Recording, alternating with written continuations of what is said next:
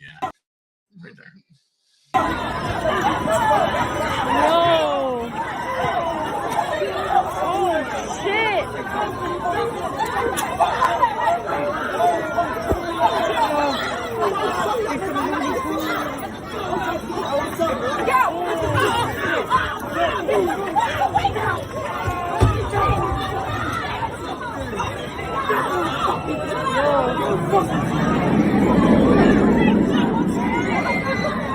Yo, what the fuck? This dude's all bloody.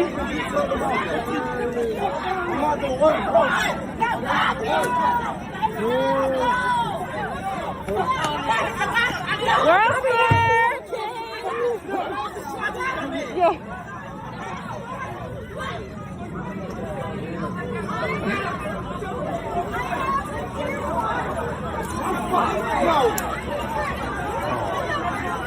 Damn.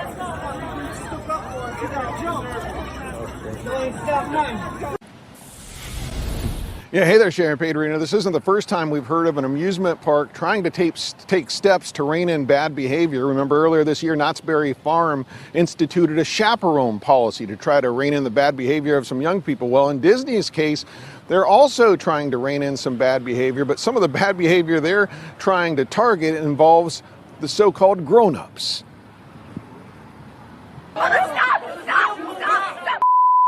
When brawls or dust-ups happen at a Disney theme park, like this one at Disney World earlier this year, they tend to get a little more attention than fights at non-Disney sites. Disney parks, after all, are supposed to be happy places.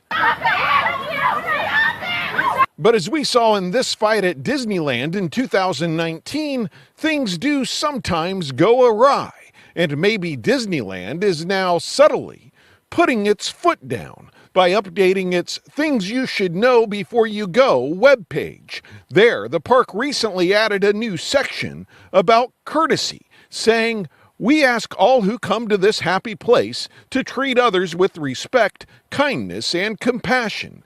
The new section links to a more detailed, pre-existing policy page that says, "Please show common courtesy to fellow guests and our cast members by not using profanity or engaging in unsafe, illegal, disruptive, or offensive behavior, jumping lines, or saving places in lines for others." The Orange County Register says Disney World also updated its courtesy advisory with a warning that guests could be asked to leave if they don't abide by the park's standards.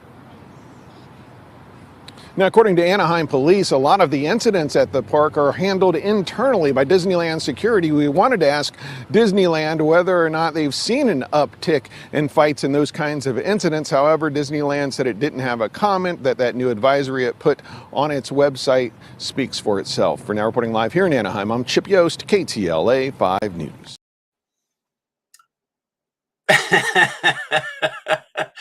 All right, so before we jump into those videos, for people who are listening to this later on in audio only and are not watching this on Facebook Live, there were two separate videos that just played. And the first one was a massive fist fight at Six Flags Great Adventure. And the second one was a news report from Disneyland. We have a lot we could talk about on those two videos, so I'm going to hold that for now. And we'll kick off. Hello, welcome to episode number 20 of Some Great Adventures, the podcast for old friends who met and worked at Six Flags Great Adventure in Jackson, New Jersey, chat about our days in the park. As usual, our podcast is made possible by our friends at the Shared Universe Podcast Studio.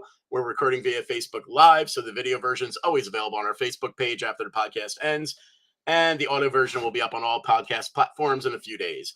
I am Steve Hicks, and my co-host for the day is... Andy Auletti, just me. So normally we have Chris Peluso, we have Scott Loudon, but just like the old days in the park, we're left to do all the heavy lifting this week. So Scott actually has a thing going on with his family, so we hope everything turns out okay. And Chris actually has no heat today, so he is trying to deal with that issue. We do have two guest hosts here. So we will jump into that in 2 seconds and introduce those. What I would like to say though is that those videos, if you're on audio only, go back and look at the videos on the Facebook page of this podcast, because this is all about security, and those videos open a whole lot of stuff about the state of security at amusement parks. Our two guests for the day are Brandy Hillegass. Brandy, how are you? Good. How are you? Excellent. And Dennis Jordan. Dennis, how are you? How you doing? Pleasure to be here. Excellent. All right. So, all right, let's jump into these videos. So here's a question for you guys. In the first video where there's the fist fight at Six Flags, we have two former security officers here. When I watched that video, the thing that killed me is that there's two blue shirts and at least one white shirt, and they're right in the middle of the fight, and all they're doing is watching and letting it go and just stepping away when someone swings. When you guys were in the park, was that standard protocol? Let them fight like gladiators until the fight is over, or did you step in and do something to try to stop it, or maybe prevent it from expanding like we just saw? What did you guys do? Like, how did that work? Go ahead, Dennis. I'll let you take this one first. I was actually involved in one of these in summer '99. Unfortunately, it was them versus us, not them versus them. 999. Well, I was screaming 999 a few times on the radio, but then I'm like, why is no one responding? Oh yeah, because I'm the one continually hitting the button screaming 999 so no one can get through. Because it's one of those things where, like, is this happening? Is he allowed to do that? He can't do that. He's not allowed to do that, is he? He can't do that because you never see, like, you never think of it happening, and then all of a sudden, like, oh my god, I'm in a brawl. So what do? I step back, yell 999, and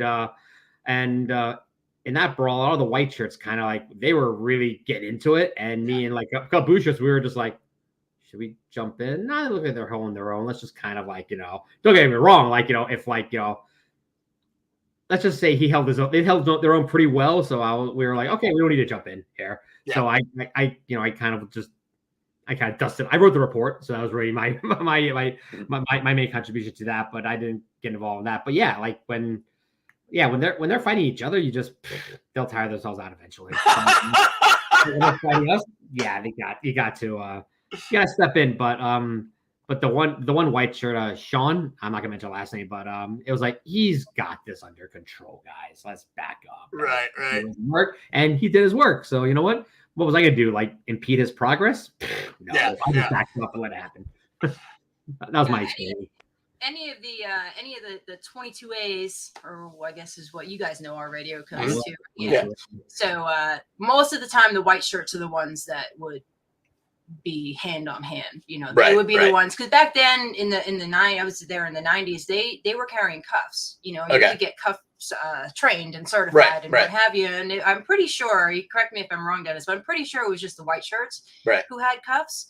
But yeah, they did that. I don't remember when the cuffs stopped, but they were allowed to cuff, and they were the ones that mainly did the breakups. You guys didn't have anything else, though, right? Like, you guys never had anything like, there's no tear gas or a billy club or anything like that. Like, you guys had no actual defensive, like, offense. I knew one person who carried it. That's all I'll say.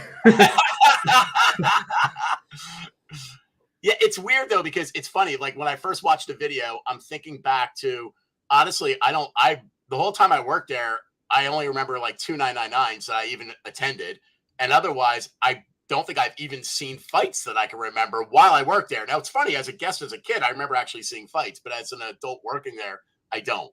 And the two 999s I recall, one I got actively involved in, and that was just exactly like you said, Dennis. That was a brawl where everybody, as they stepped in, it was in Game Square, and it was like half of Game Square fighting, and they were just fighting anyone that stepped in. Didn't matter if you were actually a Great Adventure employee, you were double target points. They were just going for you even more, but they were fighting anyone, like other guests and everything. It's like the Weird Roadhouse, but not as cool. Yeah, exactly. So it was just a brawl, and that was super fun because I just got to punch people without getting in any trouble. And I was like, it was all, and I mean, these were violent people, so I did not feel any mercy for anyone I punched, Jerry was involved in that too, wasn't everybody was involved in that. Was there.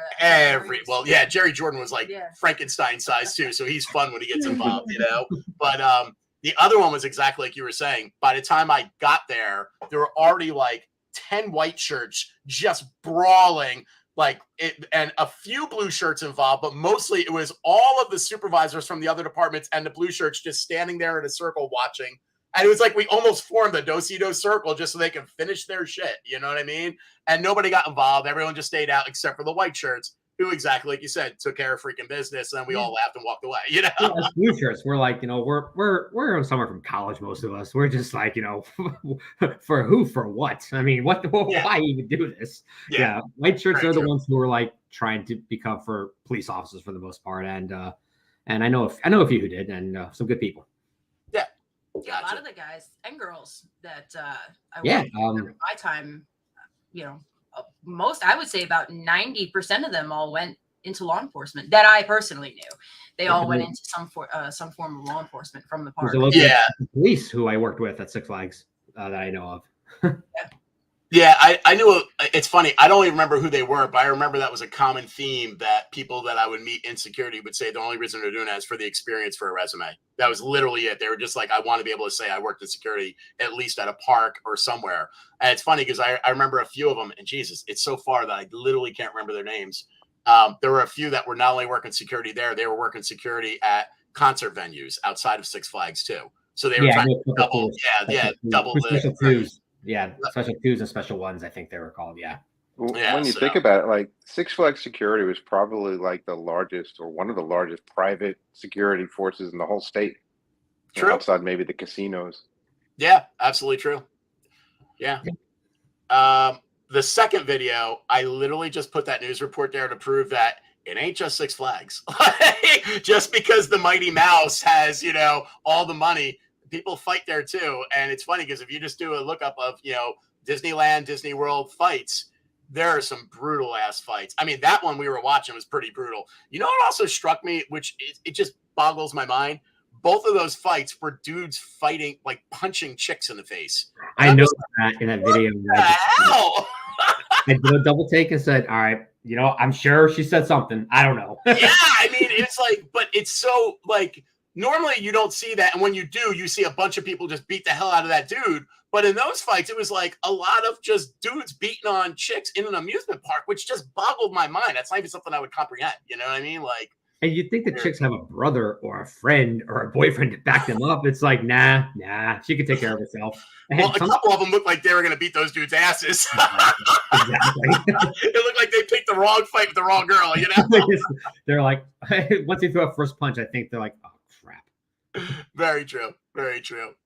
All right. Those videos are fun, though, man. And I again, to anyone listening, if you just want to get lost in a rabbit hole of what the fuck am I watching, literally look up amusement park fight videos. That's all you have to search on YouTube or Google, and you will just be like, you'll go down a rabbit hole of just like, I cannot believe this is insane. This can't actually happen, especially if you work there. Like, there's just ones where you're just like, how did this ever actually happen? It's nuts. Being a 60-year-old at the waffle cone stand watching this happen in front of you or something, like, yeah. And they're like, what do I do? Exactly. Well, thankfully for us, back then they didn't have cell phone cameras, Yeah, so, I know. all the stuff. Yeah, that's what I was. Yeah. But there's we no plenty of crazy stuff. Just there's no one ever recorded it. Recording. Well, it's funny. So that's one of the reasons we do this podcast, because in reality, there's at this point, some of these stories, like, all the stuff we talk about, for the most part, there's almost no video footage of anything. Like, it's all stories that will just go away. Like, now in the modern day, anything anyone talks about in the last 10 years, you could find a video of it. Like, it's almost like if anyone's like, that person did that, you can literally Google it and be like, oh yeah, they did. Look, there's a video, you know what I mean? But back in our days, all this stuff is just, it's gone. You know what I mean? It's gone. But I do remember, Steve, not so many giant brawls, but lots of fights because we were so close to the arena. So concert nights, you'd have like 75% of the park crowd, like in one little section of the park for 2 hours. And yeah, we saw a lot of fights outside the arena. Yeah, I didn't think about that. You're right. When we were 120 Soups, we did see a ton of fights there because of concerts. That's absolutely true. Yeah. And the largest security presence I ever remember there was New Kids on the Block concert. Yep, where I was working as a concert tech and got my fucking leg bashed in by people because we formed a human chain in front of the barricade, in front of the stage, which was the stupidest thing ever to do.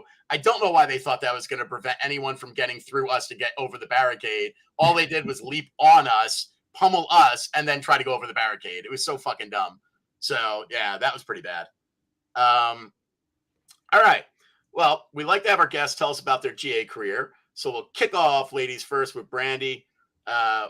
When did you start at GA? What departments and positions did you have? When did you leave? Why did you leave?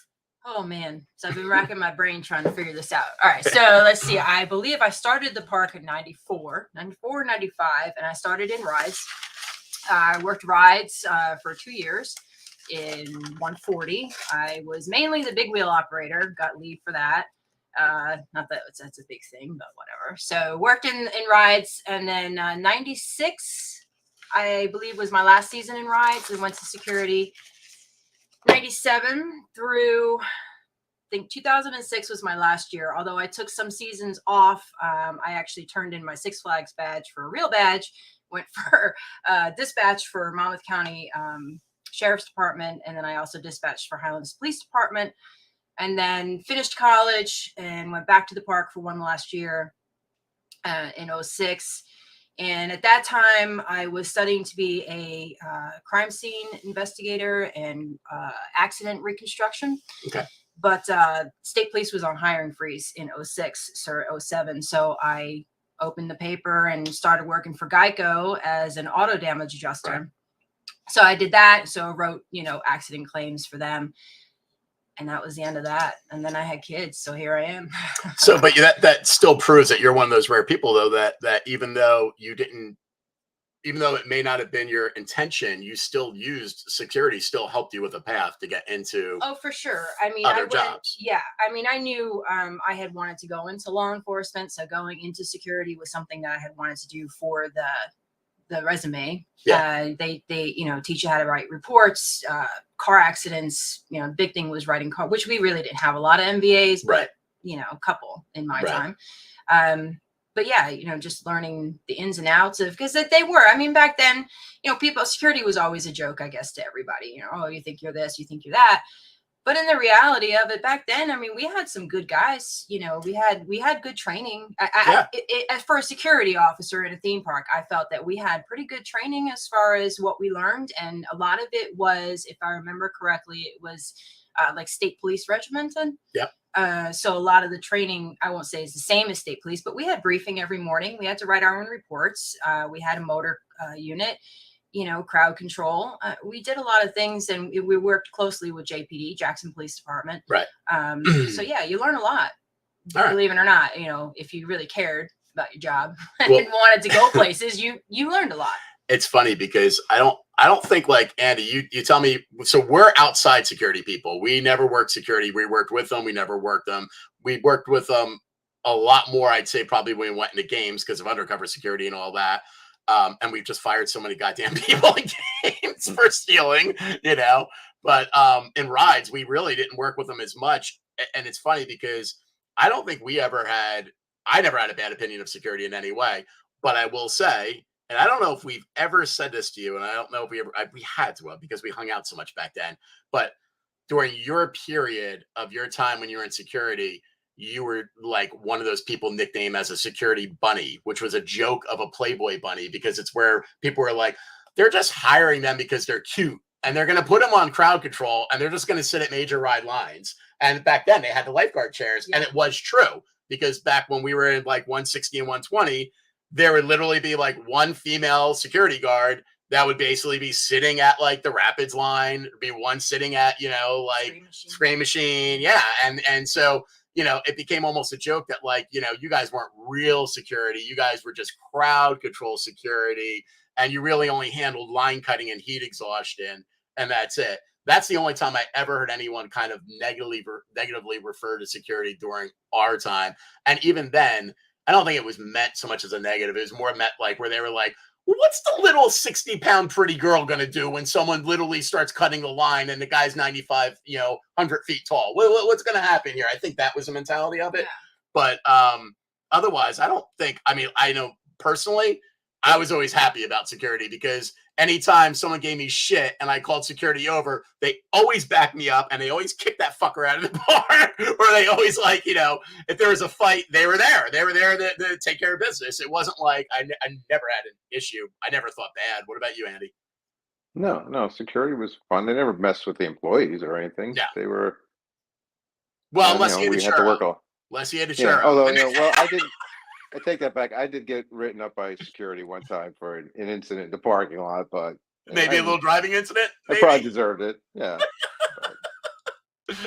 That I will say that is the only time security did fuck with us, and it was always valid. Like, we never wanted to admit it at the time, but it was because we were driving like assholes in company vehicles in the parking lot, and we get caught. Like, that's what it was, you know. So no, I wouldn't say the employees gave us a hard time. It was the guests, obviously. Yeah. Obviously, they're going to give anybody in uniform a hard time when it comes to, you know, any type of law enforcement. When you're dealing with those types of people, they're not going to be happy to see you anyway. I was called all kinds of things, but you got to have a tough skin, you know. As a girl, really, you got to really kind of show yourself and, you know, prove that you're not going to back down in front of these, you know, 6'6", you know, 300-pound, you know, what are you going to do about it kind of thing, or you know, calling you a little lady ranger and that, you know, because we had those hats back then, those little ranger hats. Oh my God, I forgot about the ranger. All right, so let's talk about the uniform for a second. So I also noticed we posted a video a few weeks ago that was basically a white shirt and a blue shirt, and a guy who clearly was refusing to take shit out of his pocket to put it in the thing, and he wanted to go on a ride. And he just thought he was going to talk his way into them being like, okay, you're right, you can bring your cell phone on a ride. And it just made me crack up, because I was like, it's so typical of what we dealt with every day, even back then. And now that they absolutely have this rule, we're like, rent a locker or give it to a friend. You can't bring anything in your pockets, no keys, no phones. It must be 100 times worse. And that video shows it. It's exactly that. But what stunned me a little bit, and maybe this is just me being old, not remembering shit right, I always remember security in our day being treated exactly like supervisors. You could not wear shorts. Didn't matter if you were a blue shirt or white shirt. You had long pants. You had a uniform. The uniform had to be on and be crisp. I always remember that was the look. And all the videos I'm bringing up now, which are more modern, all the white shirts are still in long pants, but all the blue shirts are wearing shorts. They have little vests on. Did you guys ever wear shorts? I don't remember shorts. Shorts weren't allowed back then, right? Yeah, I didn't think so. It looked really unprofessional. Like, even that fight video we just watched, I'm watching, and a couple of the blue shirts are all in shorts. And I'm like, for a few minutes, I just thought they were regular people in like the fight. Until I realized, oh no, I could see under their vest, they're actually the security people, which is a little weird. And those hats, like, oh my God, those hats are worse than rabbit hats. Except we look exactly the same as the white shirts. Pants, shirts, except we were blue, they were white. That was the only. That's what I remember. That's exactly what I remember. The African safari hat that we used to wear. Right. Which is great, because now I have to look that one up because I forgot about that fucking hat. That's hysterical. If you ever saw a security guard talking to someone, they took their hat off, odds are they're talking to a cute girl, because you always wanted to be like this. Take that off so they can see your hair. Like, yeah, you know, scratching his head. Like, you know, yeah. Sometimes you put it back on. Sometimes you just put it back on. Yeah. Off. So whenever the hat was removed, we're talking to someone we wanted to like. Hey, we have a full head of hair. Well, wait a minute. So while we're talking about uniforms, let's jump back to Brandy's rides days. You were 140. Can we not? You were 140. Yeah. So you wore the purple Fantasy Forest outfit, didn't you? The worst outfit in all of Six Flags history, in my opinion. The purple, horrible looking, frilly. Was it purple or pink? I think it was pink, which makes it even worse. My memory says purple, but either way, pink wasn't good either. In that uniform. Oh, I know I have a picture of you in that uniform somewhere too. I know I do. So that was the worst. That's great. I'll take that security uniform over that little fairy uniform any day of the week. Yeah, that was a really bad uniform. You sounded like you think there's a worse uniform, Dennis. Yeah, when I started in the park, I was in games, and I was in games in Old Country. So I wore the leader hoodies. Yeah, I think those are the worst. Here's the deal, though. Those, at least, if you worked in that area with the theming, you didn't totally look out of place. Theirs just was horrible. It was like, it just didn't make any sense. It literally looked like a bad seaside type of thing. Like, it was not something Great Adventure should have had. And it was a theming thing, but it was badly themed. It was really bad. So you get like hired into rides. You think, oh, pretty cool. I got rides. And they're like, oh, bumper cars. That sounds awesome. And you get there, and then they hand you that uniform. Yeah, and then it's funny because then everybody in the West is in these kind of cool Western ones, and they're all just like, you know, laughing as you walk by, you know. Even Rapids had cool ones. That was the good thing about going over to Skull Mountain, though. Right. When we went to, I think at first, if I remember correctly, it was like a checkered, a red and white checkered. It was like a picnic table type of thing. Yeah. But then they changed it, and they changed it into like a safari outfit. Yep. If I remember. Yeah. So that was the good thing about going over to Skull Mountain. The ride sucked itself, but whatever. I mean, you know. Yeah, I've been on the hunt. Me and Andy, when we were, before we were Soups, we were all just like Ronald McDonald pinstripe. Remember, red and blue pinstripe on a white shirt, and it was like everybody had it. Yeah, and we had blue pants. And if you wore shorts, you got red shorts. And those actually were okay for the time. I mean, they now looking at them, you feel like you're looking at somebody from the Partridge Family era. You know what I mean? Like it looks it would not look in place in this day and age. But back then, I was fine. Those are fine. I can't find those at all, though. I've tried to find. You guys a lot of whom wore the shorts. We didn't wear the shorts. Oh my God, it's insane. You can't find a single one of those outfits anywhere. I'm like, I would love to just find one, you know. So, all right. So you, Brandy, also attended a ton. You were a regular at the Beach House and the How House parties. Oh yeah. Any good stories you remember about those that you can tell? I think there was just too much alcohol involved, really. I don't know. God, good party. Good party. Don't remember a thing. Good party. Good party. No, there was just, I mean, see, so because I started in rides, I had more of a, I guess, friendship connection with the rides people. So yeah, that was me too. Steve, who else was it? It was you. It was Steve, John and Kevin, the brothers. Yeah, Kevin Mahachek. Yeah. Gary Vanderam. Yeah. Scott. So all those guys. I don't know that Scott was at the party. I think that was before Scott's time. No, maybe. Scott. Anytime we had parties, Scott was at the parties. Yeah. I don't. Yeah. You know, again, I don't remember a lot of it, but you know, we had good. Steve threw some good themed parties. I remember. Oh yeah. Pajama parties, doing shots out of plastic eggs or something. I the Halloween parties. The Halloween parties, the dress up. I think one of the last ones I went to was a New Year. It was like a formal New Year's. Mm-hmm. New Year's Eve. We did that too. Yeah. So that was. But Steve threw some good parties, I have to say, from what I can remember. Security. I think I went to one or two, and I don't remember anything. I have one photo, and that's of me sitting at a round table outside, and I had one person on each side of me holding each arm just so I could sitting. I mean, I was conscious. I was laughing. but it was just one of those things where, again, there wasn't really a lot of things, like no photos or anything taken back then. You didn't really think about taking your camera to these parties for the most part. Everybody was just drinking underage and having a good time. Yeah. Hoping you go to work the next day. It's funny because part of me wishes there were more photos, and part of me is so happy there's not more photos. I'm not sure which is the better evil here, like as an older person, I love when I find photos of us doing stuff. And then as an older person that's smarter, I'm like, half the stuff that we could have been photo doing, we probably don't ever want. So, I do remember an after party though. I do remember, well, not an after party, but going to work after a party in security. Right. I was in security at the time, and we were standing in briefing. So the two, I guess, day shift, corporal or whatever I don't remember their titles, but they'd stand up there, and we'd all in our blue shirts stand at the bottom of the security stairs in our lines. Yeah. And they check your uniform and make sure, everything is good or whatever. And they tell you about what's going on for the day and where you're going to go and all that. So I'm standing there, and I passed out in line in briefing. Next thing you knew, I was on the floor, and Kevin, do you remember Kevin? I don't want to say any last. Kevin B.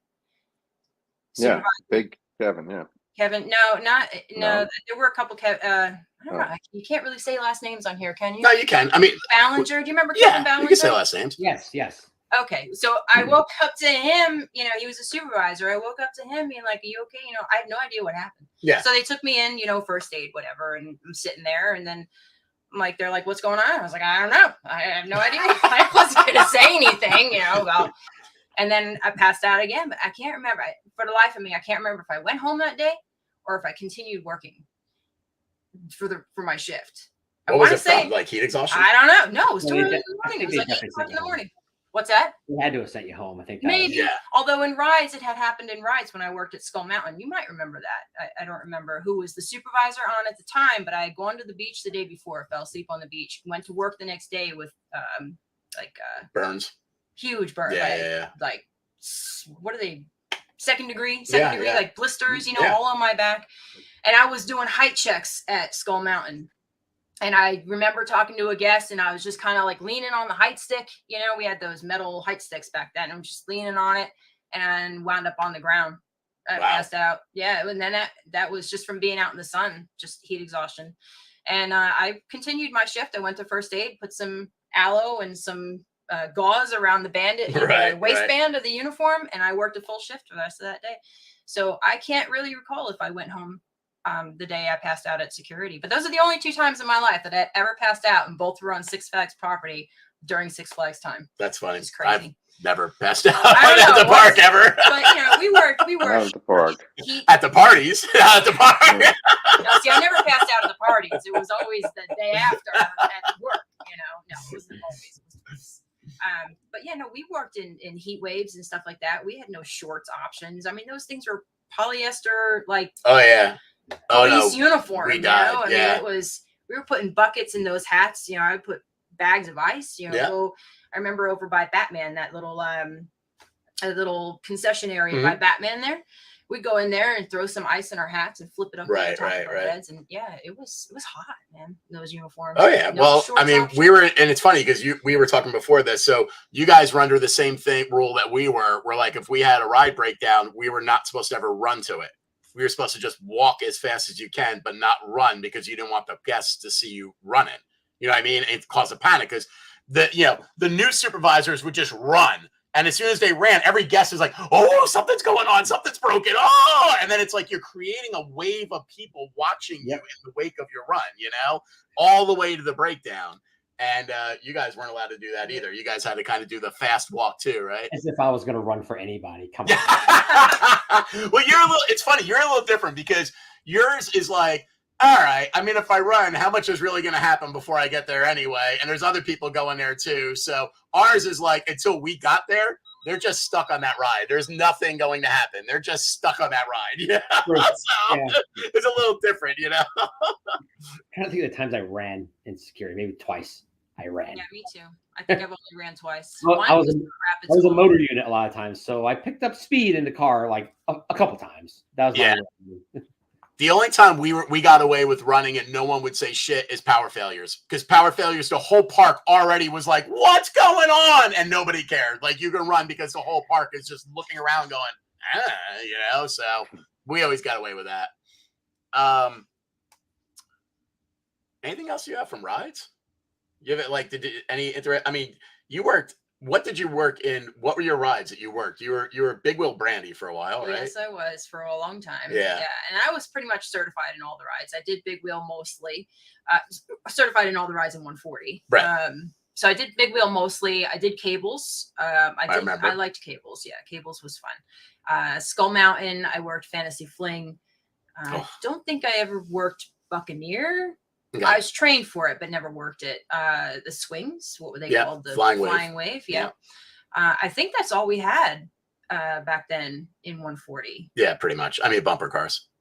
I don't think did we. You might not have at your time because they weren't there the whole time. They might have already been gone. I was gone before that, but the last ride I worked there was Skull Mountain. I want to say I went over to. I feel like I was at Batman for something. I don't know if I was training for Batman or if it was a call for security. It's definitely calls for security at Batman, but I just remember being on the platform a lot. Gotcha. I don't remember a lot. But yeah, that's pretty much all I worked there. I did BBL, which of course I think everybody has their time in BBL. So I did BBL. Oh yeah, whether you like it or not. Yeah. So I was one of those little BBL people who had to go when I was told by this one most of the time. I did. Don't blame me. I did get written up one time in my career. I think at Six Flags. Was it me? It wasn't Okay. you, it was Kathy. Oh, well, there you go. So I got written up.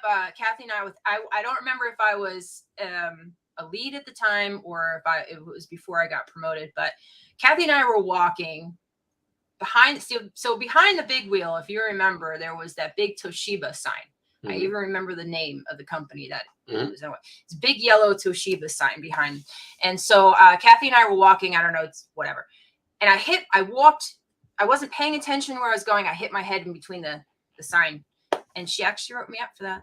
She was with me. I'm pretty sure she was the one who was with me. And I got written up for it because it wasn't safe. I was not abiding by safety precautions. I'm like, you could have said something to me, like, hey, you're gonna hit the sign, or or something like that. But no, I read that. That was the only time I ever got written up in my days in the park, even in security. I just never was one of the good girls, I guess. That's actually really good. I know. I mean, how many years? It's hysterical. We had a poker game this last Friday night, and it was just like a one table small group, but it was all pretty much ex-GA people. And I invited an older. So it's funny because you think everybody knows each other, but then you start realizing that if you work there for like 10 years, there's like everybody knows each other by season. So it's like, me and Andy were there when we were like 15-year-olds working in rides in 120. But the people we knew at that time don't necessarily know the people when we were working in like 97. You know what I mean? Like that was like 85, So it's like you realize, you just assume now that it's like, 30 years later, everybody knows each other. But then you start realizing now they probably don't.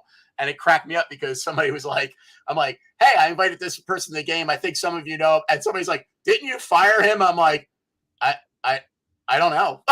Like, but if I did, I'm still friends. I don't know what to tell you. I really don't know. I fired so many people and I'm friends with half of them. I have no idea because I made it very clear if you got fired because something you did, not because of me. You know what I mean? Like, so I don't know. All right, Dennis, what about you? When did you start at GA? Tell us about the departments you worked in, positions. When and why did you leave? Oh, hold on, Dennis, before we got a guest host back. Look at this, Peluso. Oh, I could use security, man. This is a good theme. There was a guy here trying to take 8K from me.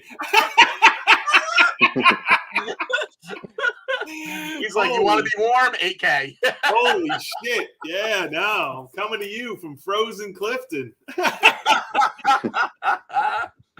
Good to see you, Chris. Good to see you. Good to be here. Right. Sorry, guys. That's all right. Brandy just Brandy just went through her history at Six Flags, and we're jumping over into Dennis's. Cool. Sounds good. All right. Well, as I said, I started in actually in games in '96. Like Old Country games. I worked the milk can game in Old Country by the bumper cars. Oh, you brought the money. You made the money, and not really. Old Country milk can. I learned to juggle. To this day, I can still juggle. Like really? 4 balls. But what are you gonna do? You're sitting there. You're bored. There's a bunch of balls around you. Milk cans. We all taught ourselves how to juggle. We'd like do juggle. We practice juggling tricks because what are you gonna do? So to this day, I can juggle up to 4 balls. Back then I could go like 5, but I can't do that. That's awesome. You learned how to beat the game. The key is backspin. That's how you win those milk can games. You just backspin, hit it right in. I would go to Seaside. I'd win a lot of stuffed animals. Yeah. We talked about that. So Andy was a games full timer. I was a games full timer. Peluso, you were a games full timer. Yeah. Scott, I brought him over his last year, and he was a games supervisor. And all of us, when we got trained, we had to learn every stand, but we only had to learn it for I don't know about all of you guys. I think Andy, you did, because I think you had the same training, but we had to go in each stand and work it for like an hour so that we literally understood how it worked. But I remember, and I think her name was Felicia, Andy, was the one that was walking me around and training me when I first got hired as a games full-timer, who was a really good supervisor, like really. Yeah, Felicia was really cool. Yeah, so I think it was hardcore Felicia. Yeah. Yes. But she was the one that knew how to win every game. So not only did she walk me over and be like, okay, this is how this works, blah, blah, here's how you beat it. And so for about 3 months, I remembered that, but I never ended up working in a game again after that, right? And I was only games, for 1 year, my full-time year, and that was it. And then, but I remember wanting to try to keep that so I could go to Seaside and just win shit real easy, but I forgot it all. I forgot how to win every one of those damn games. It drives me nuts. Because there was a technique to all of them, you know? Yes. The ring toss game, you're supposed to throw two rings on top of each other. Yes. One on top of another. That's how you do that. And that's all I remember. I remember the wire game was where you almost didn't even move. Like you basically just kept your hand kind of there and let the wire do the work. Like let the and then there's like a twist at the end that I could never really get. But and it was like she was so smooth with it. She was just like it literally looked like in the Matrix. She wasn't even moving, and boom, she won. You know, and you're like, wow, you know. But the milk can cracked me up because people who worked that game, especially in Game Square, they knew how to beat that game like instantly. Like it was crazy, you know. We had contest. We'd go long range from the corner, far milk can, and we would and just bang, bang, bang. Yeah, we'd hit it. People would look at us like, "Oh, this game's easy." I inadvertently stole a lot of money for people just by doing that because they see us doing it. They're like, "Oh, this game's got to be easy." And that's the best carny technique in the world, though. Show them how easy it is to win, and then watch them just dump their money, you know? It's easy to win after 400 hours of practice. I'll never forget a father and her daughter, like, she wanted this. We had the big prize. That was the big pinky and the brains we were giving out. And even I wanted one of those. Those were awesome. And I remember this father and girl, and she wanted it so bad, he kept just not making it. I'm like, backspin, bro. Like, try some backspin. He was like $25. He finally got it. I'd never seen a kid so happy in her life. I was like, I actually felt like I'm doing something good for society here. There you go. I felt like I was doing good because I gave her pinky and she was so happy. One of my favorite things was when people my last year as a games full timer, I helped out so many ride supervisors because whenever they got into they got called to guest relations and they got into a fight and the guest was like, no, but the guest was kind of in the right. Like whatever they were complaining about, they were kind of in the right. Like maybe the ride could have been a little bit better. They would just call me and be like, can you meet me here? And they'd be like, can you hook me up? And I'm like, and what were they, $2, Andy? Those fucking Pinky and the Braids and the Tweeties. They were like $2 for like the biggest goddamn one. Really? And I would just go over and grab one and be like, here, just give them this. And that would it. They'd be like, and it would be like, they'd instantly not care that they were stuck on a ride for 5 hours. You know what I mean? They'd be like, I got that Tweetie. And they were more. They were more than like $2, but I mean, like, Milk Can made those like big $1 million. Tweeties were $17.50. I was gonna say, really that much? I thought they were cheaper. Yeah, they were, but I mean, still, like think about how many tries, $1 million bucks. They would get stolen, and then we would always have to replace them. I remember every time we replaced it, we would charge $17.50 to rides. Yeah. No. I mean, it's still nothing. You know what I mean in comparison, but yeah, in the teens. Yeah, I might have been thinking about the small Tweeties because I remember there were two sizes. There were the big and there were the mid, or the small sort of, not the babies, but like you know what I mean? The prize for Guess Your Weight was less than the cost to Guess Your Weight. So, I mean, there were some that were like super cheap, you know? Yeah, of course. Absolutely. Well, that's the scam, right? That's the scam. Yeah. Oh, damn, I lost. It's funny we're talking about this because there is, and you know, Dennis, if you ever want to get in on this one, this is what we're going to do in the future. In the future, I want to do one where we talk about like how you scam those games. Like how people scam those games. And it was like, it's kind of funny because in my last year, I didn't even feel like I worked at Six Flags. I literally felt like I was a carny working at Seaside. I really did. Anytime I walk through Game Square, I'm like, we're just hucksters taking all their money right now. You got your wax, you got the oil for the ball game, you got a bowling ball game, you got all this crap. Yeah. And you never got on the microphone unless the supervisor was walking by. The supervisor went away. He's like, I'm not gonna fucking talk. They should be there like, come on down and come and win a Pinky in the Brain for the missus. Yeah. You never got on the microphone until supervisors walking by. Once they left, back to juggling. It's so funny because in games, everyone hated using the mics. Where in rides, everyone was like a fucking showboat on the mics, you know, like because you would spiel, you know, and people just loved it. Like they lived on that microphone, you know, like when we were at the log flume, it was like you loved it. Like it was like everyone heard you. And got you through the day. You're almost spieling against the other rides. You're like stand up. Yeah, like an open mic night. You sat there. There were 10,000 people around you who were forced to listen to you. Yep. You ever ham it up like "Good morning, Vietnam" stuff like that? It was exactly like that. Absolutely. Right, you just flirt with all the girls in the crowd. Yep. like log flume was funny because back then it was like a wide thing, but what we try to do is we try to get the people with over 2 into the left and 1 or 2 to the right so we can fill all the logs. And it became a game where you'd be like, okay, if you are over 3, stay to the left, stay to the left. If you are 1 or 2 to the right. Sir, how many in your party? How many in your party? Why are you there? Why are you there? I just told you to go to the left. Go to the left. See the guy behind you? How many do you have? That guy can't pass you. Go to the left. Yeah, man. Everyone's like, yeah, man. It was fun. All right. Well, I mean, do you have any other interesting? I mean, it sounds like you're only in games for what, like maybe a year? 1 year. Then with security, I took 97 off. I don't know what I did in 97. That was college. It was a fuzzy time. But then in 98, 99, I was in security. That's why we didn't cross over, because I was only in security for 97. I was 96, security 97. So what's funny is I probably saw you and don't remember you at all, obviously, because so many years, right? But I probably saw you working in that goddamn milk can many times and just never knew you. You know what I mean? Like, how weird is that, you know? A lot of people, yeah. Yeah. Nice. So you probably know a lot of the same people. Like I said, I only know about like you guys because we have the mutual friend Brian Tague. Oh yeah, Tague and Bernardi, right? Yeah, Bernardi. Yeah, actually, I was talking to him earlier today. Like he said, he's upset at you guys because you didn't consider him for this podcast. Yeah, it's hysterical. He was like, he literally posted like, security, why didn't you include me? I'm like, I didn't remember you worked security. You think I remember everything? I'm like, Bernardi is a cool guy. He's one of the first people I ever met in security. And they're both awesome. Yeah, I actually met Tague not till 99. I met him through I think someone else we know through Stephanie Diesner. Oh yeah, I met Tague through Stephanie Diesner, and through Tague, like I became friends with Chris Taluki. Chris. Yeah. He was actually back here in Jersey like a couple months ago. I missed him though. Yeah. Nice. And Rob Logadice and those guys. I'm still friends. Yeah, that's all those guys used to party at our house. Yeah. Those guys would party at our house. Yeah. I came in the tail end, I guess, the late '90s. Like I was only at one Taluki Fest. Nice.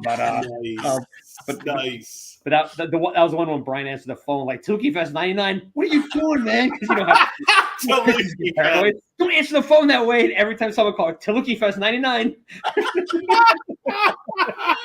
I never went to a Taluki Fest. I worked with Chris on Batman for a couple years though. Great guy.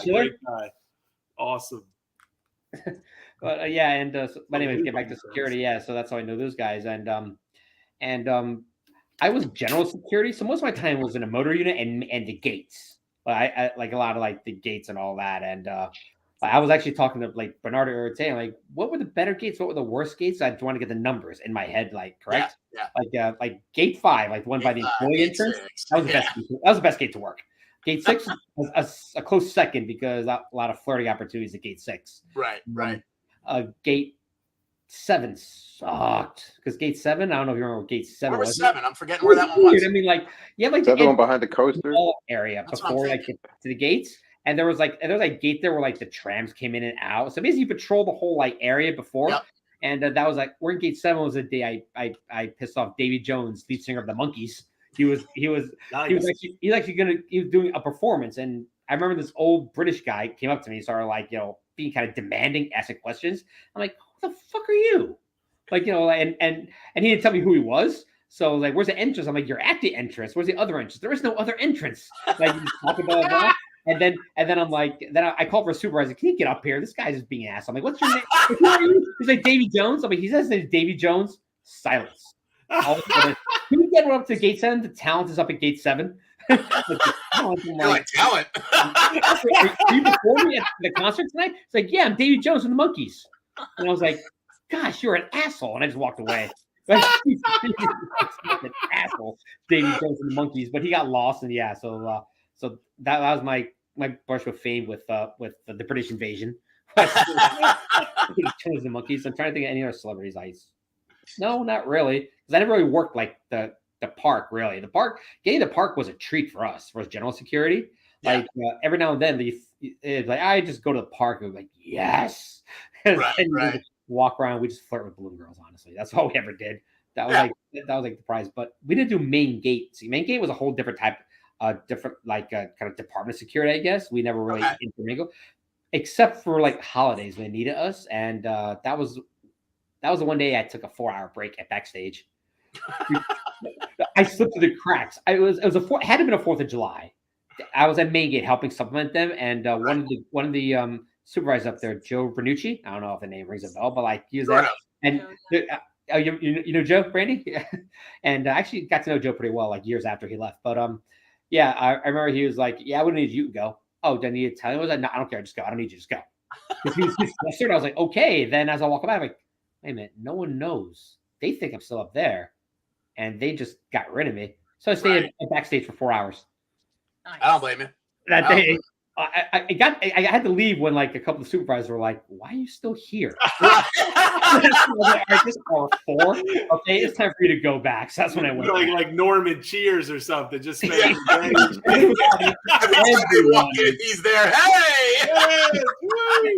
Yeah, and what you said earlier, no one really hates security. Like if you're an employee, it's like because we're just all in the same boat. And I only took the security job because I paid $1 more an hour, I think. So I took it. But yeah, that was fun, that 4-hour break. But when you see the same people like in the cars coming by, that's when you got to go. Right. Yeah. Did you work main gate? Yes, that's where I started. Oh, so you were one of the main gate people. Okay. Yeah. Oh man, I was gonna say I remember seeing you at main gate all the time. I started main gate, and that was the absolute worst. Why was it the worst? I would take any gate, including gate 3 or the monkey gate, over main gate any day. What? Why was it the worst? It was just, because you didn't have the scanners that they have now. You know, now they can put your bag through a scanner, and the security people just don't do anything now, I guess. You know? But back then, we used to have these little wooden sticks, and we'd have. I remember the sticks. Oh my god, I forgot about those. That's right. Sticks. This thing's broke like real easy. And then, because they were always short at the main gate. You know, they were always short officers up there. And so you'd have to hold the line, and then now you get people getting pissed off. You'd have to hold the line while you're going through these bags. And we had to take everything. Pocket knives. They weren't allowed to take pocket knives in. They weren't allowed to take those little, back then were the big, the knuckle. Brass knuckles. Yeah. We weren't that was such a thing in the 80s and 90s. Yeah. Yeah. So like that kind of stupid stuff. People were wearing, non-family. Back in the 80s and the 90s, Peluso. Aren't those like very illegal now? Or like in some states, I know they're. Where's your Chinese star? This is just a paperweight. I don't know what you're talking about. Like Ninja Star or whatever. Yeah, like all those things. They would try and be clever though. I would say they were trying to get their joints into their cigarette packs, and stuff like that. I've never had any illegal weapons come through. I've only had police officers trying to, like, I guess, bring in their weapons, which we would have to take take them over to, Lost and Found or something, whatever, separate building. We had to do all the paperwork, but they were able to get their stuff back. At the end of the day, we used to tag it all, put it in a little box that was set up at the front gate, and we would tag it or whatever that they weren't allowed to bring, unless it was illegal, then they didn't get it back. And then they would have to go into the Lost and Found at the end of the day and reclaim their little pocket knives or whatever it is they had, But yeah, main gate was it was worse. You standing out there in the sun. It just there's people everywhere. There's supervisors there all the time, so you're constantly being watched. Yeah, you're scrutinized. That's true. Yeah. So yeah, it was fun, but not a lot. Not a ton of fun. Right. Now, is the Monkey Gate the Safari Gate or the Davy Jones Gate? The Davy Jones Gate. Well, the Davy Jones where he was supposed to go in. I don't know. He definitely. Sorry, it was another Monkeys reference. Sorry. I remember. Gate 3 was by the arena, was it not? Wasn't that Gate 3?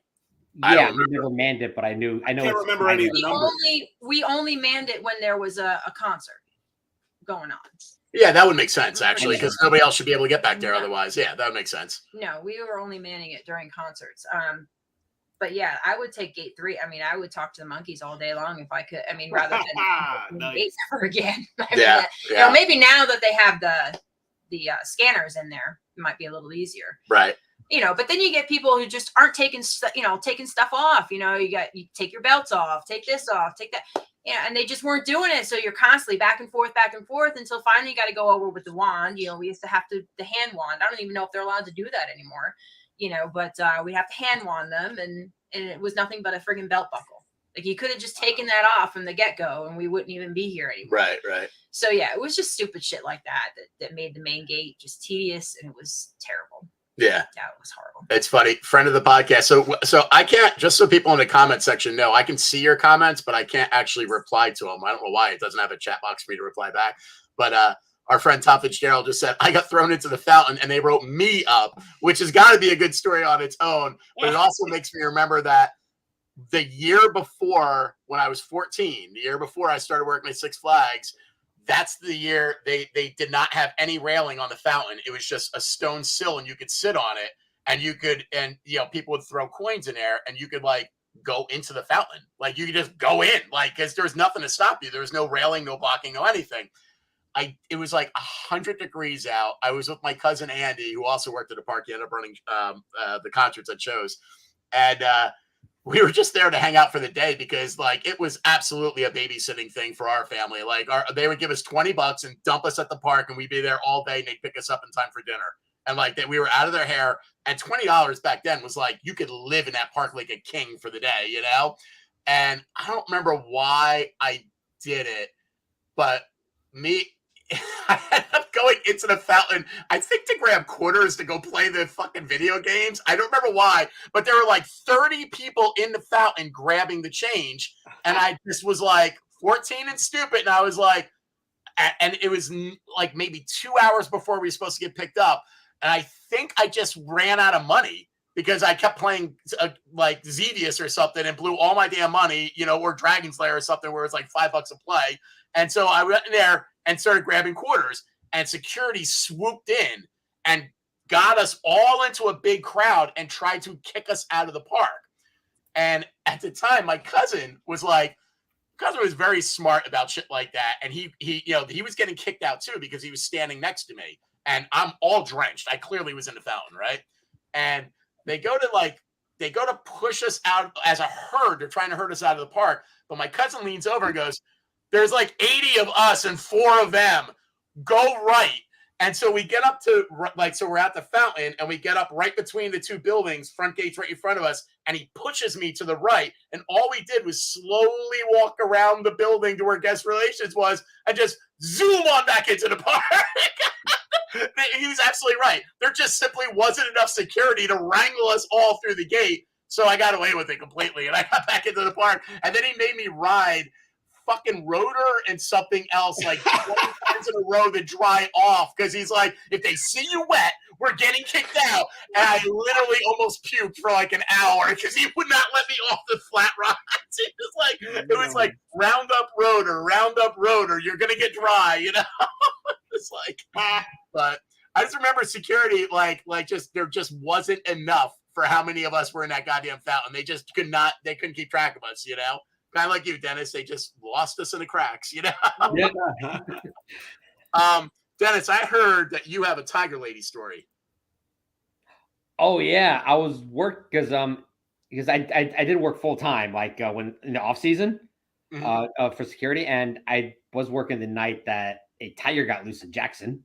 Yep. And we assumed it was one of ours because of course it was. It was never the Tiger Lady. Who knew I never knew there was a Tiger Lady to begin with in Jackson. Mm-hmm. I learned that like a day later, and that blew my effing mind. But yeah, so I didn't know. So yeah, we assumed it was ours, and they're like, you want to go check the fence to see if there's a hole or something? No. Yeah, can you go check that? No. I'll quit right now. No. Yeah, we'll let JPD handle that one. It's like, obviously, I'm making like $11 an hour, I think, or something like that. I'm gonna go check to see if the tigers are in their pen. Nope. I was spooked enough doing just the regular safari check because like you had to drive through safari and go to some buildings or whatever, and I'm just like, if a lion or a tiger got loose, I'm dead. There's nothing I can do here. So, so checking safari was kind of spooky, especially like when you do the night check, when it was like because you had to do it like because I was swing shift 4 to 12:30. So you do it when you start your shift, then you do it at the end of your shift. And so like that like 11 p.m. check was always a little freaky for me because also you're driving in the area where like, oh yeah, they're the baboons there. Okay. Yeah. Like, and baboons, like, baboons will take you down if they want to. Oh, they're vicious fuckers, dude. In rides, we met the baboons many a times up on the log flume. We know the baboons. Met the baboons. You employed the baboons. True. Put them to work. Yeah. So, but I'll never forget that we were just like, oh my god, and we're thinking, we're like, we're not gonna have jobs tomorrow, are we? They're gonna shut this place down tomorrow. We let a tiger loose out in Jackson, and we thought they thought it was one of ours, and we were like, yep. Start looking for a new job. We definitely did too. I remember asking what had happened. I was like, did it say what color it is? And they were like, reading it, it's like white. I'm like, shit. Because that was like right at the time where we had those ads, those promos about the white tiger. We were popularizing the white tiger. White tiger, and it turned out she did have a white tiger, which was kind of freaky. But yeah, just assumed. When I heard white, that's got to be ours. Every commercial is about our white tigers. Come and see. Aren't the commercials like there's only like 20 of them in the world? Of course it's going to be our white tiger. Crazy. We didn't know there was an unlicensed white tiger in Jackson, New Jersey, being held together by like, what are the odds? barbed wire. Crazy. It's funny. I didn't know about the tiger lady at the time either, and I found out at the same time, and it was Jerry Jordan that was like, I just remember him saying, "Damn tiger lady," and I was like, what'd you say? He was like, it's that tiger lady. It's not us. And I was like, who's the tiger lady? And Jerry Jordan told me about the tiger lady. I had no idea. And I was like, there's a lady with tigers here in Jackson? What the hell is that? Like, so bizarre. Jerry Jordan loved to be picked up at the airport by security. That was one of our jobs, was to pick up people from the airport, like Newark Airport. And everyone thought we were airport security. They're like, but by the way, everyone's going to ask you questions like you work there. I'm like, no, they won't. Yeah, they did. And this is back before 9/11. So you go up to like the gate and pick someone and say hi, and like walk them back to the car. Yeah. And I remember like people were like, yeah, can you tell me where the gate is? I don't work here. Okay, but can you tell me where the gate? I don't work here. Just because I'm wearing the uniform. And like I don't know why, but I don't know why they like to be picked up by us, but they like to be picked up by us. Yeah, I switched. It's funny. I acquired 2 security uniforms back in 96 or 97, and they looked so perfect for actual like police or security uniforms back then. Like they were so crisp and they looked right that all I did was I swapped out the patches. I went to an Army Navy place and got New Jersey State Police patches, strapped it out, and then I used them in a film, and everybody literally thought that they were actually real. Like literally. And then I used those same uniforms. We at one of our Halloween parties, we did the Village People, and I played the cop with that uniform that I had swapped out.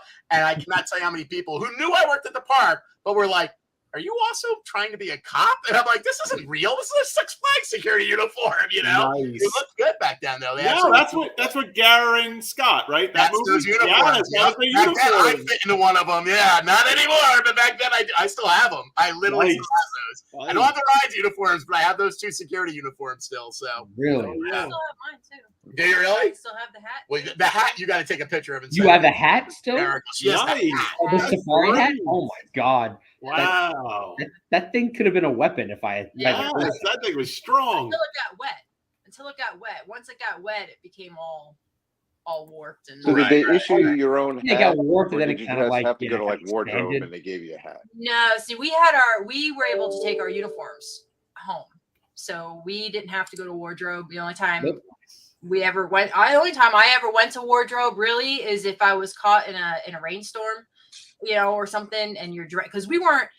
See, everybody else is allowed to hide during a rainstorm or thunderstorm. They're allowed to scatter and go into buildings and what have you, but we weren't allowed to do that. We had to stay present. We had to stay visible if you were in the park. So yeah, I have done uniform changeouts, but I hated it because you could never get a uniform to fit really well. I mean, for those uniforms to fit nice, it took a lot. So you really didn't want to change out your uniform once you found a good set. Yep. I don't remember how many we were allowed to have. Allowed being the key word there. It was always more than that to get us. I had like 4 of them. 4 shirts. At least 4. Yeah, I mean, I think we were only technically given like 2. Like, how are you supposed to wear, 2 shirts for? And a lot of the times you're not working just a regular 8-hour shift. You're working, you can, work in overtime. There's a lot of overtime available in security too. So yeah, if you were stuck out in a rainstorm or something like that, the only time I would ever go to wardrobe, I don't think, even for like tears and stuff like that. Yeah. The stripes would come off. That was a big thing. The stripes would fall off the pants. But other than that, we took everything home. It was the same with us. As once we hit supervisor, we were allowed to, especially full time, we were allowed to like bring our stuff home. Like they would dry clean it if we want there, but you could bring it home, and it was the same thing. They only gave you like 2 or 3 at maximum, but by the end of the year, you'd have like 7. So, 3 coats, 7 outfits. Which is why it drives me nuts that I don't have any of those anymore. I got rid of all of them years ago. I'm at that point because I'm trying to move this summer, and I'm like. And my wife was just saying, like, I think we got to get rid of the coats. I was like, I can't get rid of the coats. The coats are so great. If you get rid of any of that stuff, give it to me before you get rid of it. That's what I mean. I was like, I don't want to, but I'll see if I have any extras or something. I'll definitely split them up. I don't need 2 coats. You know what I mean? Yeah, definitely. I can't remember what I have. I know I have at least one red. Them in a family before we get rid of them. Yeah, exactly. I know I have at least one red, and I still have that cheesy Batman one that what's his name had made. Oh yeah, that's hysterical. It's really cheesy. It's awesome though. That's funny. Dennis, I don't even know if you're allowed to talk about this, but there's another rumor that you know about an incident.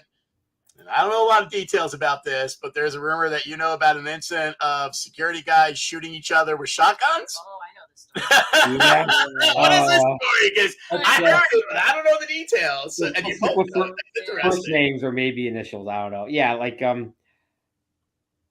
what was I'm struggling to remember the guy who ran security, not Jerry Jordan, but oh my god, not Sean. What was his name? That's Sue Heekin, but I forget. But one of the guys who like kind of like was high up in security, for some reason he had like a shotgun in the office for some reason. Who knows? A person I know decided to take it out of where it was and to show it to another person he knew who was a friend of his who happened to be at the dispatch room. And let's just say it went off and hit person I know number 2, like I believe in the thigh or something like that. And and from what I heard, the initial reaction was not like ow or anything. It was just, what the fuck, man? That's what I heard was the initial reaction was like, what the fuck? And he mentioned his name. I'm not going to say that now, but yeah, that's pretty much it. And wait, what kind of round did it have? Was it like a beanbag round or like a real round? It was a shotgun round. No, I don't know if it was probably. I don't know. Like, I honestly don't know. Probably bird shot. There was a hole in the floor in dispatch where it happened. I've seen the hole, yeah. There's a hole in the floor. Yeah. Holy cow. Yeah, I remember that. Just trying to show him the shotgun, but I mean, I don't know. I mean, I wouldn't personally point it at the person I'm trying to show it to. I would don't say, ever point a gun at anybody. It's like all you do it. Been there. I wouldn't be like, hey, check this gun out. That friggin' gun should not have been there in the first place. No, it shouldn't have been. Point a gun at somebody ever, whether it's taken apart or not. You don't point it at somebody. Holy shit! Wasn't it JPD? Wasn't it? I thought it was JPD's in the gun locker. Was it JPD's? Okay, you know what? That yeah, it might have been before they were locking. Maybe that I could have sworn JPD kept the shotguns or something in their lockers. That makes sense. Yeah, a personal gun. What the? Fuck? I don't think it was personal. That's good. That makes me feel a lot better. Yeah, but yeah, you don't never point a gun at somebody. People lost their jobs over that. I know. Yeah. And I was gonna say there was a definite attempt to keep that quiet too, a very, very big attempt to keep that quiet, because I remember hearing about it and then it just kind of went away. Like you didn't hear any details about it. Nobody would speak to it at all. Which is funny because that's exactly how I heard about it. I remembered it. Somebody told me about it recently, but I literally was like, I just thought that was a bullshit rumor. Because when I heard about it at the time, it was so squashed and no one had any details. And I was like, oh, that's just a bullshit rumor. That's not true, Yeah. I know the person who did the shooting, and obviously he was a supervisor. And he's not there anymore, but he got back on his feet, and now he's doing well. Yep. and that's good to hear. No. I mean, the shotgun was the one gun we never kept loaded in the truck at the prison because it can go off so easily. Yeah. Like, what the hell was that gun loaded for? Yeah, it's crazy. That's another prison.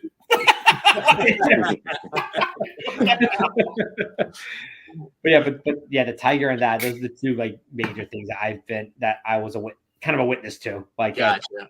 I mean, didn't witness either, but I was too close to either one for my liking. Right. So one of our other friends asked a funny question, like, is there any like drunk tanks at Great Adventure? And I know you guys had holding cells, and we talked about that, but during our time, I can't imagine there would even be a need for a drunk tank, because while we were there, they had pretty much gotten rid of Oktoberfest alcohol, and there was like alcohol was limited so much. Yeah, there was no alcohol sales when I worked there. There was like, I can't imagine. Although I wonder, I almost want to reach out to like, honestly, it's a good thing, and be like, you got a drunk tank now? Because now you can get alcohol there. I mean, you can literally get hammered. You can go from one place to the other and kind of get away with it if you really wanted to at this point. I haven't seen it, but I'm sure you could do it based on when me and Scott have visited last year and a year before. But I'm wondering if they have like a drunk tank or something now, if they even need it. You know what I mean? It seems like something that I can tell you back when I was a kid, they definitely had to have had a drunk tank, because that fucking Oktoberfest was out of control. Like that, like, it's funny. When I was a teenager, we got dropped off there, and that was our babysitter. But when I was a kid, they would go there, my parents, and just like go to that Oktoberfest and drink, like, because it was just such an open drinking experience, and everybody did. I just remember a lot of fights back then when I was a kid, and a lot of drunk people. So different environment though, for sure. I'm glad there's no alcohol when I was working there, because Me you too. should not have alcohol at a theme park. Me too. I mean, we were even in rides and even in grounds, the last thing you want to deal with is belligerent drunks. You know what I mean? Like, you got enough shit you deal with. You don't need that too. You know. Although we did have our fair share. Were you there for the rave, Dennis? No, I keep Yes, I catered the rave thing, and I was not. I was not there for the rave. Yes, I catered that shit. Those fucking people like animals. Yes, and I said in these stories, everyone said the rave. I said I was not here for the rave. I was there. I was in the arena. I worked that night in the arena. It was probably oh my God. I don't think Six Flags has ever, or security in general, has ever written up. And I think it got to the point, there were just so many ejections that night.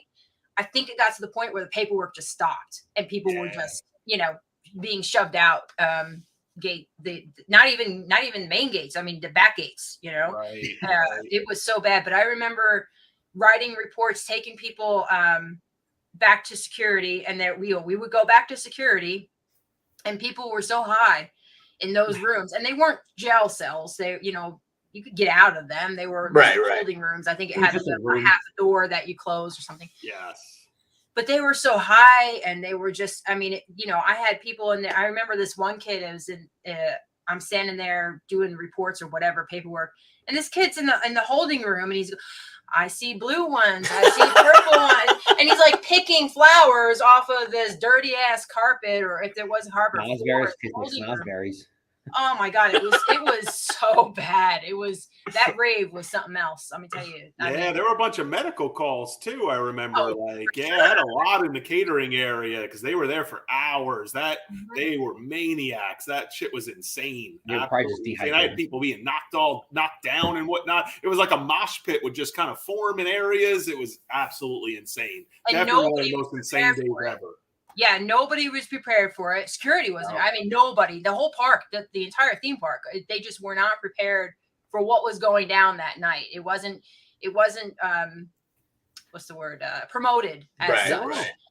And so the park had no idea what was happening, until it was in the thick of it, and we were just like, "Holy shit!" I mean, we had our hands handed to our asses handed to us that night, for sure. Some of the employees knew about it too. And also too, like, it was cracked me up. I think one of them was a rides employee. I think her name was Tina, and there were a few others. And she comes up and is like, "Why the hell did you cater a rave? Like, why did you well, who the hell knew it was a rave? Like, oh, it's all over X or whatever." It's like, Well, if you're not looking there, how the hell are you supposed to know? I don't think the catering department or the marketing department is on that site or whatever the case may be. Did you also give her the straight-faced deadpan answer that is the answer to any question like that at Great Adventure? Because they fucking paid us. Exactly, because they showed up with money and they booked an event. They didn't say, hey, it's going to be a rave and we're going to do crazy drugs the entire night. You know what I mean? Like, we'll bring the ecstasy. Don't worry about that. They didn't say that. They left that out, you know? They just does everybody from the... Why is everybody from the buyout have all these dots in their purses? There's just nothing but dipping dots in their purses. I don't understand. What's with all the pacifiers? I don't see any babies. All the adults like, this is cool, right? The 18-year-old kids are like, you sure you know what you're getting into? I don't think you know what you're doing right now. Do you know what a rave is, Boomer? I mean, that didn't exist back then, but I'm sure they were thinking that. Like, do you know what a rave is? Okay. That is great. That is true. Back then, that wasn't a very known thing. That is true. That is absolutely true. Known that those that go to the rave knew what a rave was. You know what I mean? Like, you might, you know, there's wisdom with youth. Yeah. Sometimes you got to listen to the 16-year-olds and just go with what they say. Sometimes. Exactly. No, they brought music. They asked for food. I remember we couldn't keep up with the food. They were destroying food. I remember the crappiest like pasta dishes going out. We just kept filling full hotel trays with pasta because it's the only thing we had left. Just fill it with pasta and sauce and throw it out there, and they'd eat it. It didn't matter what the hell it was. They would eat that shit. It was gone in seconds. It was crazy amount of food. Never did anybody eat that much. It was nuts. So funny to think about. Oh, it's awesome. I wish I worked the rave. I know, right? No, you don't. Yeah. Well, maybe, I don't know. It was, you know, something to look back on. It was quite the night, though. I mean, for sure, it was probably one of the most exciting nights I've had, in, you know, working in my career at Six Flags. You know, happening in the park. Right. You know, aside from your typical, you know, all Fright Fest. Fright Fest was a hard one for us a lot of the times too. So a lot of fights. Oh yeah, Fright Fest was probably the majority of wherever I was not involved in fighting, but fight calls. Yeah. It was always during Fright Fest. The hayride was a big one. Yep. I remember there was a big mess by Chiller. I want to say it was by Chiller. It was a big mess, a big fight that happened one of those Fright Fests. I can't recall if I was even there or just heard about it. Right. I don't think the Scream Machine won. The Scream Machine was another, I don't want to say famous, but well-known fight where JPD, I think, was involved. Parkheads were involved. Right. At Scream Machine. I don't think that was Fright Fest. I could probably not. I mean, I don't remember. That was a bad one. Major ride queue lines in 100-degree weather just asked for fights, especially ones like Scream Machine, where, let's be honest, I mean, there's just not a lot of relief from the heat. You know what I mean? So. Did you ever have to do tower, Dennis? No. Yeah. Like, I honestly, I would say 80% of the time security, I was a motor unit. I was mostly. I thought motor did tower. And tower is the tower in the parking lot, right? The guest parking lot. Oh, for some reason I thought you meant the ride, like free fall. I don't know why I thought that. Well, hold on. Let's hold pause for a second. We do know that the rumor is the parachutes came off the website as an active ride this year and is supposedly going away. Yeah, that is the rumor. The rumor is there will no longer be parachuters perch. That's gonna go bye. And so a lot of people are like hoping that they'll just kill the ride but leave the tower because it's iconic kind of for the park at this point. Yeah. But yeah, supposedly that is going to go away. So that's kind of funny. However, I would assume if you worked the tower in the parking lot. So did you ever work it? I did tower in the parking lot. Had to have seen sex in the parking lot. I mean, had to have, because I mean, even as an employee, I remember seeing other employees having sex in the parking lot. So there had to be. I didn't see actual, let's just say, human contact, but I did see cars moving in directions they should. Yeah, that's what I mean. You know, the vans are rocking. You know, it's like, why is the window fogged up? and a lot of you see a lot of stuff in the tower, but also did you know the code, Brandy, to get an outside line from the tower from the tower line? Yeah, we knew the code, so we made a lot. Gate 1 as well at Gate 1. Yeah, it was. I believe it was the same code, but I don't know how, but we acquired the code, so we made a lot of calls. That's kind of a funny thing. I don't think we've ever brought that up, but when we were like rides leads and like regular rides employees, we didn't know any codes to anything. And then as soon as we became a supervisor, we all knew the outside lines, like, and how to do it on almost all the phones. Like, it didn't matter where we went, we could pretty much get an outside line. But isn't it kind of funny how, like, you know, you took that shit for granted and you're just like, oh, I gotta call my aunt in Illinois. All righty. Yeah, or that, or like, you know, I'd call like someone and be like, yo, man, I need you to call the park in like 10 minutes and pretend you're like my sister and ask to speak to me. And then all of a sudden, hey, I gotta go, man. I got a family emergency, man. I'm leaving today. Click. That's what I do that a lot of times for, just to get out of work. I love it. Well, we have a little bit of news. We're closing in at the end. We're getting down to the end of our time. So we have a little bit of news. Let's throw some of this out here. Everybody here who's ever listened to our podcast, especially in the last year, knows that I'm absolutely dying to ride the Tron Light Cycle ride, which opens at Disney on April 4th. Like, cannot wait. I'm just dying for it. Here's a trivia question for all of you. What does the new Tron ride have in common with our very own Scott Loudon? Oh, I don't know. Anyone have an idea? I can't. Anything about it taking like 6 years to build? Sorry, side the mentality. Both only last apparently a minute and a half. I was gonna say, hey, I'm glad I lost 110 pounds because there was no way I was getting on it previously, from what I heard. I don't really know if that's true about Scott. That's just a rumor, but that is absolutely true about the Tron ride because it's in previews right now. And friend of the podcast, Tom Benton, actually, lucky son of a bitch, got to go on it already and said that it is absolutely exactly like they advertised. Disney advertises that as one of, if not their fastest roller coasters at any Disney theme park in the world. That's what they've advertised that as. And Tom, after he wrote it, said that it absolutely is fun as hell, but it's also fast as hell. And it was over in a minute and a half. It is literally that quick of a ride. You also need to be Scott's size. Well, so that's part two of the news. So there's a ton of news articles that have been popping up in the last month. And one of them is, and this is a direct quote from this news article from Cinema Blend. First, the ride is fun as hell. Second, the ride has a significant accessibility issue. And it's kind of funny because we've been talking pretty recently about how so many rides are simply just not made for big people. Like, they're literally not being made to capture a general audience, which is bizarre considering that, especially United States rides, like the American population is getting bigger, not smaller. Like, especially the Disney population. Yeah, absolutely. And the rides are being meant smaller. But so the article says, however, the ride vehicle also adds a potential problem as the motorcycle-like experience seems to limit the size of the rider significantly. The good news is that there is a solution for the riders that are too big to fit in a standard carriage. The issue, according to reports like those from the Theme Park Express, is that there is apparently only one special car in the entire Light Cycle train that is meant to hold larger people. So I think that car holds two people, if I'm understanding it right. I believe, yeah. And so the problem is that it's screwing people up because all these big people keep showing up and they basically have to wait for that one freaking car, which is screwing everything up. The only thing that they're saying might get around that, and they're saying that because it's in preview, that's one of the things that they're trying to identify is the problems like this. But the bigger problem with that is that how do you do anything without building another car like that? Or it basically changing the whole train over, which they're definitely not going to be doing before April 3rd. But it also has another unique thing, which is not a negative thing. It's kind of a thing where all the parks are trying to move into. Tron will also be a completely virtual queue line.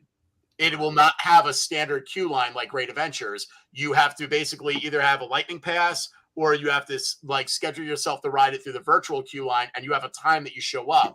And because of that, they're saying that should allow them but if they update their virtual queue line program, they can actually ask in there, like, what's your size? And if you input it, then they can be prepared to say, okay, well, this person has to be in the car, and then try to work that around since the virtual queue line has the ability to schedule people and kind of space those big people out. So they're saying they might be able to use that as a way to get around it, But absolutely, that is a big problem with it, is that too big of people, you're screwed. You can only ride the one car. And it even goes further than that too. I know we don't have a lot of time, but real fast, they're just making uncomfortable rides too. Even for folks that fit, it's like, why does it have to be brutal for me to be on this ride? You know what I mean? Like, you got to consider it. I mean, I saw people saying that they were 170 pounds, 5'7", and they fit, but they were like, it was excruciating. They couldn't even enjoy the experience. That's not that big of a person, you know? I also find some of their rides too, like their VR rides, that over time become like backbreakers. Like when they first open them, they're kind of smooth, and then as time goes on, they get rough as shit. A perfect example is like the Simpson ride. I mean, when we went on a Simpson ride, one of the first 2 years it opened, and it was fucking fantastic. We went on it again, like just like maybe a year or two before COVID, and I remember it like we were like, oh wow, that shit was rough. How did we not remember this? Like, it beat us up. And we're like, are we just getting old and cranky, or is it the ride? You know, like, what the hell just happened here? But it did kick the shit out of us, you know? Yeah. Remember that happened with Scream Machine because they changed the wheels out? Yep. They went to the cheaper, longer lasting wheels. Yep, I do. Yeah. Here's another thing. This just disappoints me. So the park opened in 74. So if you count 74, then this year, 2023, is their 50th anniversary. It's their 50th operating year. They didn't have a new ride. They're basically redoing El Toro, whatever. So it's going to be reopened. There's only like one or two, because we talked about what they had advertised last episode. We talked about what they were advertised for 2023. There's only like one or two new things that sounded interesting as far as events. Otherwise, it's all the same events. I'm kind of bummed. I'm like 50th, and it's just going to go by, and there's nothing special about it. It's like that's like a major thing. They should have done something for it, and they didn't do anything at all. And honestly, the only people I even see talking about it are the people on like the GA like connoisseur sites and stuff like on Facebook. Otherwise, no one's even talking about it. Like, it just doesn't exist. I think that might also be because a lot of people don't count that year. So they're thinking next year is going to be the 50th, but in reality, if you count it and you do the math, even on your fingers, you'll get that it'll be the 50th. But weird. All right, I'll end it with one other. Well, actually, here's a quick one. Did you guys all see that Universal, because their Horror Nights is so goddamn popular, they're opening a theme park in Vegas year round for horror? Their own horror theme park. They didn't give a lot of details yet, but they said it's basically going to be themed exactly like the Horror Nights. And it's going to be, year round, though. I am so stoked for that. I am like, give me a Universal Horror Nights year round in Vegas where I can play poker. Perfect location. Yeah. A little break from the gambling. That's what I would want to do. Yeah. I'm like, I'm going to. When is that opening? Well, they're saying maybe 2 years from now. But there's no. I didn't see any actual firm opening date yet. But they just announced it like 2 months ago that it's absolutely like in the works and it's absolutely going to happen. They have the facility because they gave details about the size of the location and all that. So I know that. There's definitely articles out there, but I haven't seen any with an actual like firm date on what operating year it's going to open or anything. So, all right, I'm going to end it with a weird one. You guys all know about like OnlyFans and those type of accounts, those special adult like accounts. That took a left turn. So there's a famous wrestler last November named Mandy Rose. Okay, she was like the WWE's NXT champion, and she opened up an OnlyFans site. Okay, and she opened up a fan time site, which is the same thing as OnlyFans. If you know what those are, they're basically like adult sites where you can get paid and they do like risky content, okay, like videos and stuff. And WWE had a firm thing where they were like, you cannot do that. Like, that's a violation. Like, they're not even allowed to, if you're a WWE wrestler, you're not even allowed to have a Twitch account, which they got pissed off about. They shut everybody down from there, where they were just making money gaming, and they don't even allow them to do that. So at the time they fired her for having this, they found out she had the fan time account, and they fired her in November. And it was the best fucking thing that could ever happen to her. Because when they fired her, her manager said, well, just to let you know, she's already made $500,000 and it's only been open for like a month. So we're projecting her to be a millionaire by the end of the year, which is well more than WWE is paying her. Ironically enough, before the end of December, a month later, that platform advertised that she is already a millionaire. She made over $1 million on a $30 a month subscription, like instantly. The best advertising she could ever have got is they fired her, right? Wow. So why am I bringing this up at the end? Well, because 25-year-old Ilaria Rinaldi used to be an employee of the Gardaland Resort amusement park in Verona, Italy.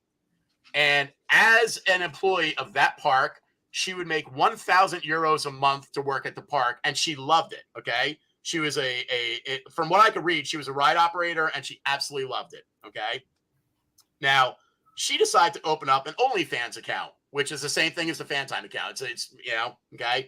She was charging $10 a month and quickly gained 300 subscribers.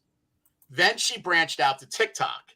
Okay, and by November 1st, she was making 5,000 euros a month. Now, she's still working at the park, but she only makes 1,000 euros at the park. She's making a 5,000 on here. What happened is one of the people asked her to do a video wearing her ride's uniform. So she did it. And then, of course, it got put on the TikTok, and then the park found out. So the park, I give them credit. Unlike WWE, the park gave her an option. They said, you can leave, or, you can stop doing the site. It's one of the two, but it doesn't meet our, it's a violation of our ethics code, And she was like, well, I'll tell you what, I will stop if you give me a raise of 4,000 euros. They give me 5,000. And they told her, no, we can't do that. And so they amicably parted ways, but she's like, I'm fine with it. I'm making so much more money than I would ever make at that park. Yeah. So my question is, and this one's more for you at this point, as a 25-year-old, when you were working at the park, if you had a place where you could put videos that they're not porn videos, they're risque, but they're not necessarily porn videos. But let's say you were making at the park $5 an hour, and through this site, you'd be making $80 an hour. Which would you veer to? I'm being honest, because mind you, those sites have guys and girls, and I'm a fat dude, so no one wants to pay that money for me. I was going to say, if I thought somebody would... Everyone has a fetish, okay? You're absolutely right. You're absolutely right. But like, all right, so like one of our friends, Tom Fitzgerald, who is posting in our chat, this guy was formerly known as like Clark Kent Superman, like, because Tom was like built and very good shape. If I had Tom's body at the time that this was going on, it wouldn't even have been a thing. Bye-bye, Six Flags. Hello, OnlyFans, give me the money. Like, I wouldn't even have thought about it. Like, yeah, it's not even. You would do it now? I can't. I know. Well, here's the thing. If you're a mom and you have kids and you're afraid of that, even risque videos are going to be bad. They're going to make you look bad. You know what I mean? But it's like the monetary value, man. I was like, whoa, 1,000 euros to 5,000 euros. That's got to be a major difference in your life. If you're a 25-year-old, that's a huge difference in your life. You know what I mean? Especially when you think she was clearly living off of 1,000, but probably not great because that's why she did it, But yeah.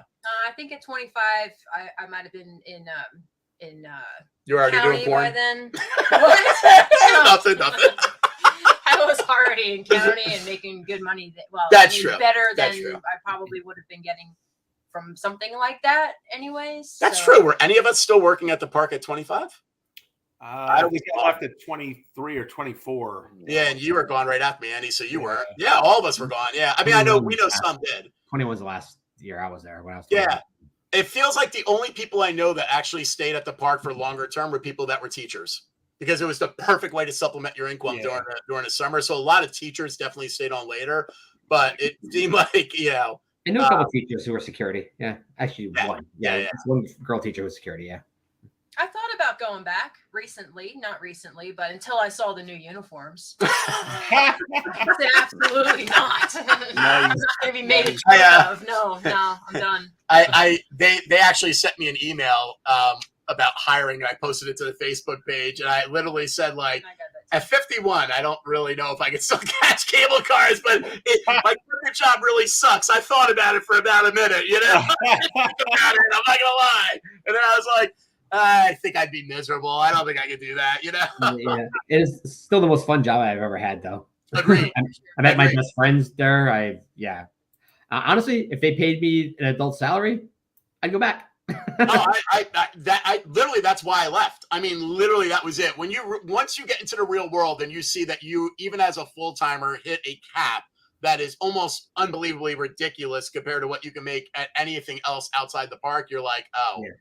I can't go back. You know what I mean? Like, and that's the problem now. Like, there's no way I'd ever make the money I'm making now there. It does not matter. Even if I went back as full timer, I'm not making what I'm making now. So you go back as like president of a department. Well, that's the downfall, though. The people you work with there is what's so fucking great. I mean, look at like this whole podcast is based on friendships that were grown from back then. And like, Dennis, you're literally our first guest on this podcast that none of us know.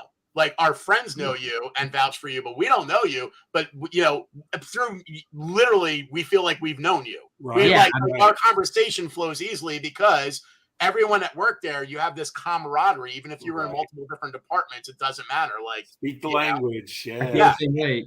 Brian Tate tells me stories about like the day, and sometimes he tells the same stories again, but I listen to them because they're great. And I feel like at the end of the day, I feel like I've been to some of the Hell House parties, even though I never have. I feel like in spirit, I've been to a Hell House party. Yeah. Our parties were more in Belmar. Yeah, thank God we don't have video from those. We'll end it on that. A lot of them were at my house. Well, we are over our time. So sadly, we're going to wrap it up. Thanks to everyone who joined us on Facebook chat, everyone that listens to our silly asses on the episodes and when we release them on audio. Huge thanks to our guests, Dennis and Brandy. And signing off, I am Steve Hicks, and my ongoing co-hosts are Chris Peluso. Andy I think Auletti. I'm next. You're out. I'm in. It's me. Scott's fault. I'm all thrown off without Scott. I'm just 45 minutes. Give me my time. You know? All right, everybody. Thanks so much for joining us all. Until next time, make it a great day, guys. Bye, everybody.